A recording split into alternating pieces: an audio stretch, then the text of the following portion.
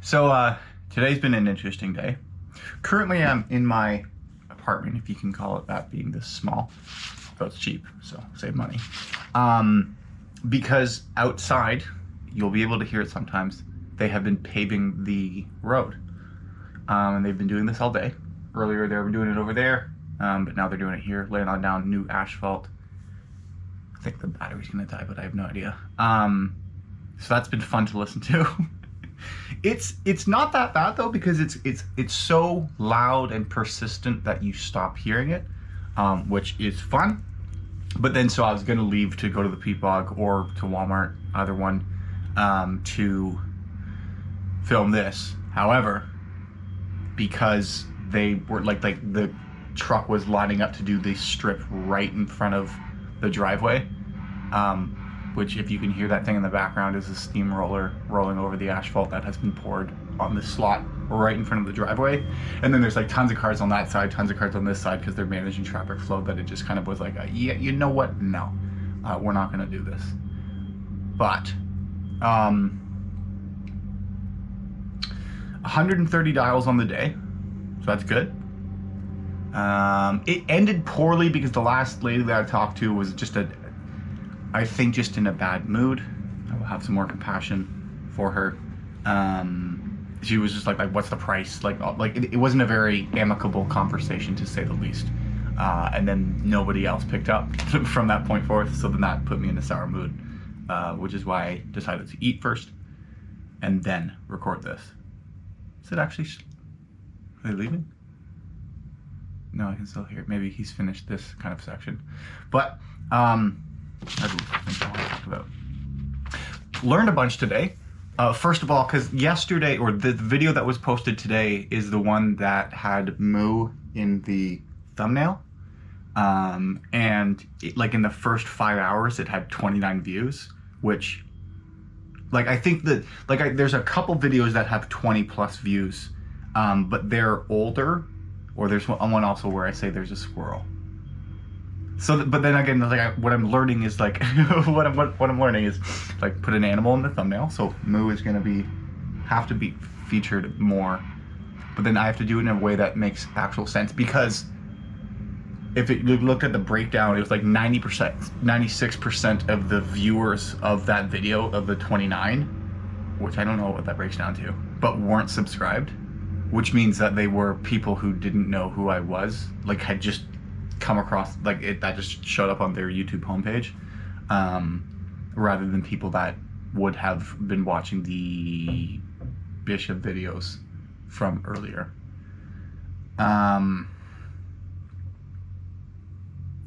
But what was cool about that is going like, okay, so that's the point of why you start and you continue, because you actually learn. That's how you learn something from it, because if you just do a bunch of it, you're naturally going to be doing something differently, and then you may discover by accident something that actually really works. Now, if you had have gone back in time and asked me, does a better thumbnail lead to more views? Yes, because that's how I choose the videos largely to watch. Well, not that I go like, oh, that's a good thumbnail, that's the only criteria I'm going to take into consideration, but the eye-catchingness of that is better. And unsurprisingly, having a animal in the video thumbnail helps that. So that's good. Was happy with the book demo that I got, because he was someone where the conversation got a little disconnected. He thought I was trying to recruit him or push a product for him to sell, but it was like, no, there's no product that you have to sell. You don't work for us. We're just the connector between the people who need help and the professionals who can provide that help. Middleman, super cool, fun stuff. And then he was going like yeah, like just send me an email. I'll book a link in your calendar. And I was like, so you would be opposed to doing something tomorrow? And it was like, no, I work a bunch tomorrow. It has to be on like Tuesday or Wednesday. And I was like, okay, great. Why don't we do Tuesday in the afternoon? He was like, I can't do afternoon, make it the morning. 10 o'clock, same time as around today. Perfect, bang, bang, bang, bang, bang. So that was cool that I actually pushed through with confidence, just accept it. We shall see if they actually pick up, which is always another thing to consider, but so that's that. Woke up today technically at the 6 alarm, but then snoozed a bunch, but did get out of bed at 7. So I'm consistent on the 3 days I have been trying to do this. I think I can check that right now. Did I send him? Nah, it's gonna take so long. I want to see if it was Monday. Did I wake up? I did Tuesday.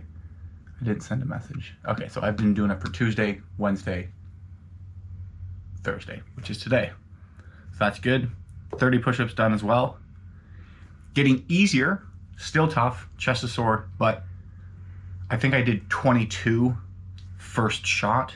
It wasn't just 20, because I remember going my goal was to get to 20, and then when I got to 20,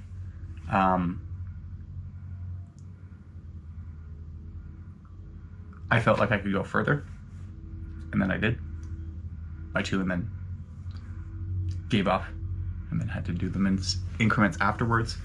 What other construction? I've talked about construction, as well as, I guess, the last thing that I will say, because I'm going to talk about stats tomorrow. That was what I was going to be talking about, but we'll wait till tomorrow for that. But a couple things happened today that I'm just going to allude to more so.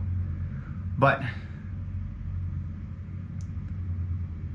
it's like sometimes you get feedback from the environment which contradicts the things that were going on inside of your mind, which then begs the question of, are you seeing things as they really are, or are they being distorted by your emotional relation with the things you were thinking about? And in this particular case, I believe that my emotions 100% are associated with these thoughts. And maybe it's not so much they distorted it to the point where it's like, oh my God, I thought it was green and then turns out it was a tiger. But more so like, I think overblowing the situation. It's like one of those things like when you walk into a room and then you don't know anybody and you think everybody's thinking about you and they're probably thinking negative things. It's like, what is he wearing? Blah, blah, blah, blah. Meanwhile, what's going on inside of their head is thinking about everybody else in the room, thinking about them, which is just like, my point is more just like, you think everyone's focused on you, but that actually isn't the case. And the reality that actually is out there is fine and maybe actually is more comparable to the environment you desire.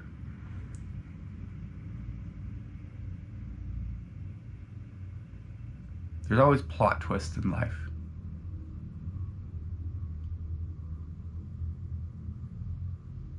There's a couple things, and I'm like, just everything has happened in like the past 3 days. Like, really has been helping. Like, number one, Chris Fox, who I talked to yesterday. It was yesterday.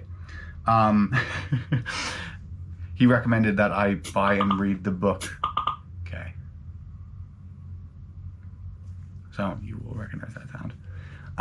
Buy and read the book, The Ripple Effect. And I'm going to. Because I can guess the concept because I understand like the butterfly effect, but I think it will it will give me words to understand the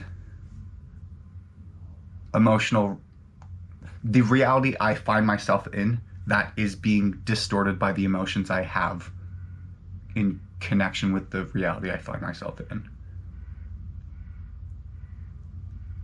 Because, like, I think the idea everything always works out is true to an extent, but I hate to say that because it feels wrong. Like, everything doesn't always work out. That's too easy.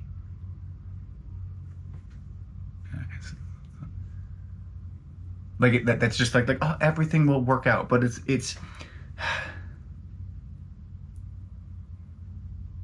giving up control oftentimes brings things back into your control. No, that sounds like a sentence, but it's not the idea I'm trying to say.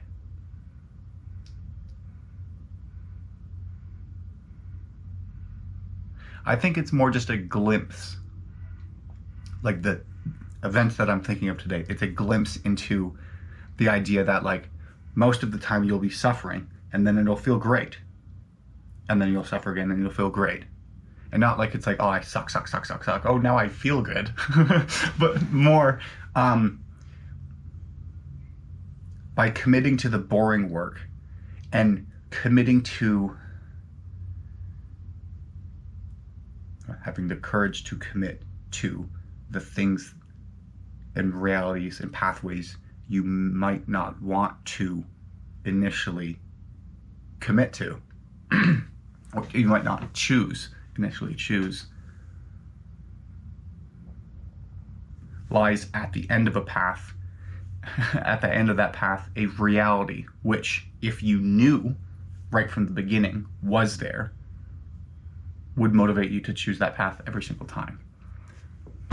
But the fun part is, and by fun part I mean fun sarcastically, is you have no way of knowing what lies at the end of the path that you are on.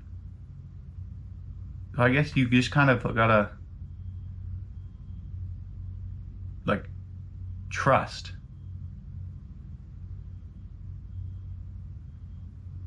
Trust that you'll get there.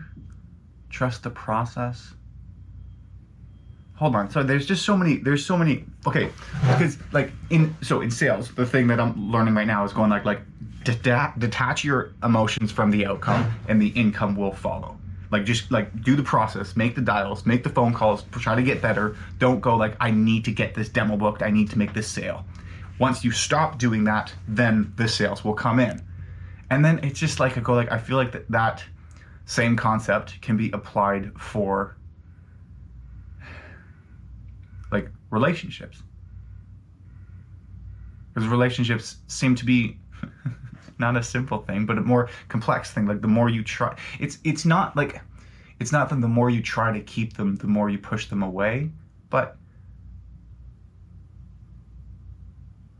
sometimes the best thing to do is take a step back and recognize how you may have been suffocating them unbeknownst to you. And that from your perspective, relinquishing relinquishing control, just like going completely out of it, actually puts you to a level that is mutually beneficial. I use a bunch of big words. How do I make that more simple concept so I can remember it?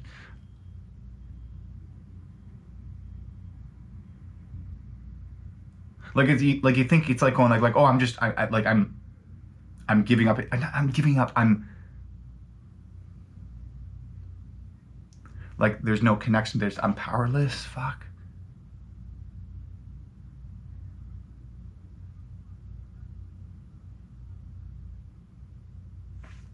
Hand gestures. We'll try it. Like if this is good, if this is the dynamic you want between two people, and so you think that when someone says, hey, relinquish control, fuck, that's such a bad thing. It's like I'm backing up all the way over here. It's like, well, that seems like too wrong. But in reality, you were here thinking you were here. And so when you relinquish control here, you actually are allowing this person to breathe again. I think that was me trying. That was a rough draft thought. Yeah, okay. Like I won't be hard on myself. I was trying to think that through. But it just is it.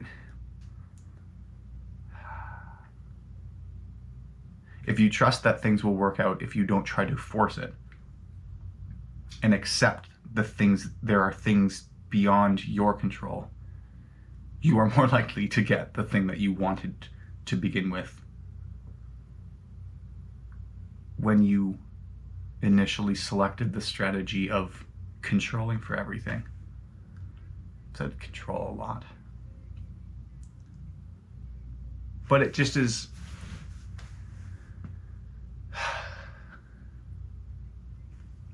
that is how I would summarize the day. A sigh of relief. A sigh of relief? A sigh. I think a sigh works more. Because there's many different types of sighs. There's a sigh of frustration, a sigh of admiration, a sigh of awe. Sigh. No fucks given November, day 2. Today's word is sigh.